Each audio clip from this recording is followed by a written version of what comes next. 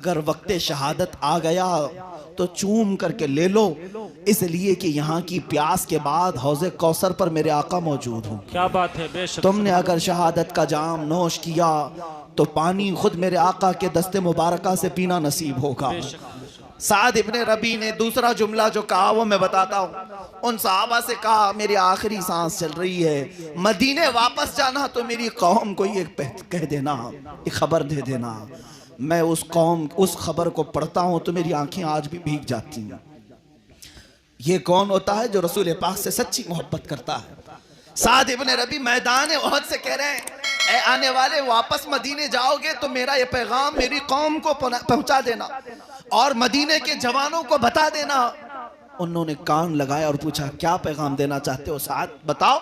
وہ کہتے ہیں سعد ابن ربی جا کر کے یہ کہہ دینا اگر تم سب زندہ رہے اے جوانوں اور تمہاری زندگی میں کسی نے رسول پاک تک ہاتھ بڑھا دیا تو قیامت کے دن اس کی کوئی عذر قبول نہیں کیے جائیں گے، اس کا کوئی عذر نہیں قبول کیا جائے گا۔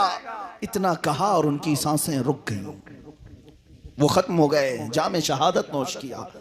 سچ کہا تھا سعد ابن ربی نے کہ اگر تم جوانی لے کر بیٹھے ہو، بازوؤں میں اللہ نے طاقت دی ہے، اور تمہارے ہوتے ہوئے اگر کوئی نبی کونین کی عزت پر انگلی اٹھایا تو کل قیامت کے دن تم یہ کہہ نہیں سکو گے کہ ہم مجبور تھے، ہم مزدور تھے، ہم لنگڑے تھے، ہم لولے تھے، کوئی عذر قبول نہیں کیا جائے گا۔ صحابی رسول کا اعلان ہے، تم کیا سمجھتے ہو کہ آج میرے ساتھ حالات بہت الگ ہیں، ایسے نہیں ہیں ویسے نہیں ہیں؟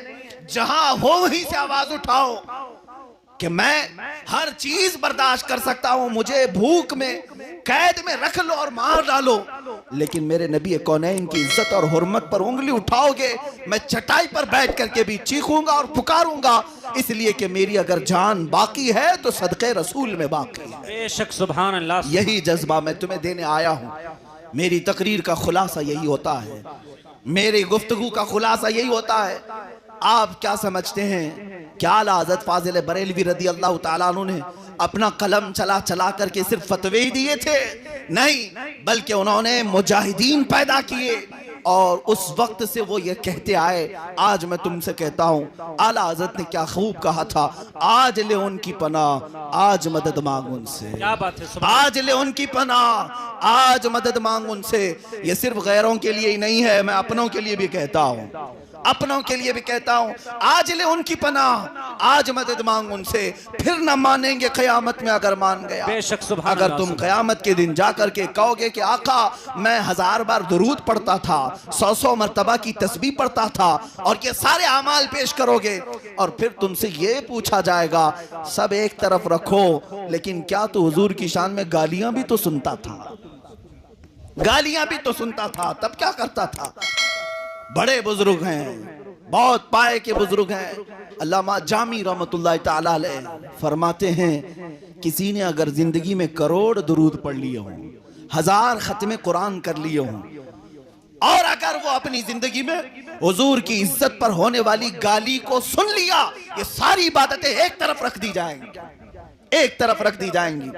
اس سے پوچھا جائے گا تو زندہ تھا، تیری غیرت زندہ تھی، تیرا ضمیر زندہ تھا، تو اپنی ماں کے لیے نہیں سن سکتا، تو اپنے باپ کے لیے نہیں سن سکتا؟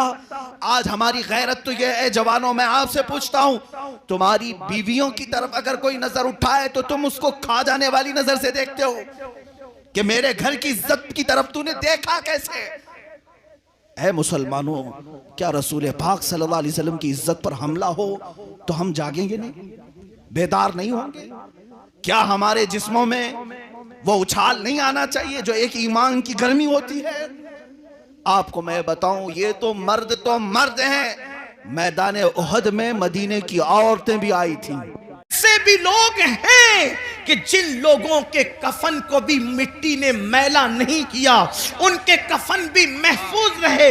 ارے دور کہاں جاتے ہیں اور کدھر جاتے ہیں؟ یہی مراد آباد کی سرزمین ہے، اور اس سرزمین پر ایک اللہ رب العزت کا ایسا بندہ جو اپنے وقت کا عظیم عاشق رسول تھا، جسے دنیا اور وہ بھی اللہ اکبر مجاہد حریت، مجاہد آزادی 1857 کا وہ عظیم ہیرو، جس جس نے انقلاب میں اپنا خون جگر دے کر کے اللہ اکبر اسی ملک کی آزادی کے لیے بنیادیں فراہم کی، اسے دنیا سید کفایت علی کافی مراد آبادی کے نام سے جانتی اور پہچانتی ہے۔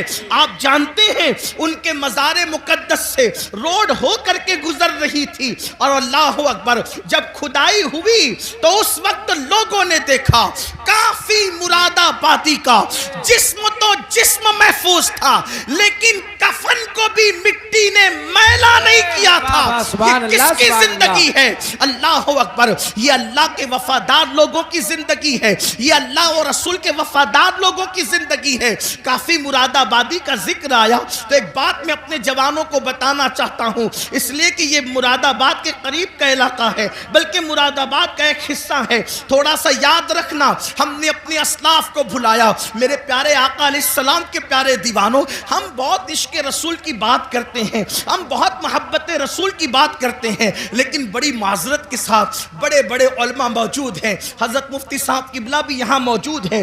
اگر میں غلطی کروں، حالانکہ میرا کوئی علمی معیار نہیں، میرے تقوی کا کوئی معیار نہیں، میں آپ سب سے زیادہ گنہگار ہوں، علمی حیثیت بھی میرے پاس کچھ نہیں، لیکن میں آپ کے سامنے یہ بات رکھنا چاہتا ہوں، جتنا ہم عشق رسول کا دعویٰ کر رہے ہیں اتنا عشق مصطفیٰ میں ہم کمزور ہیں۔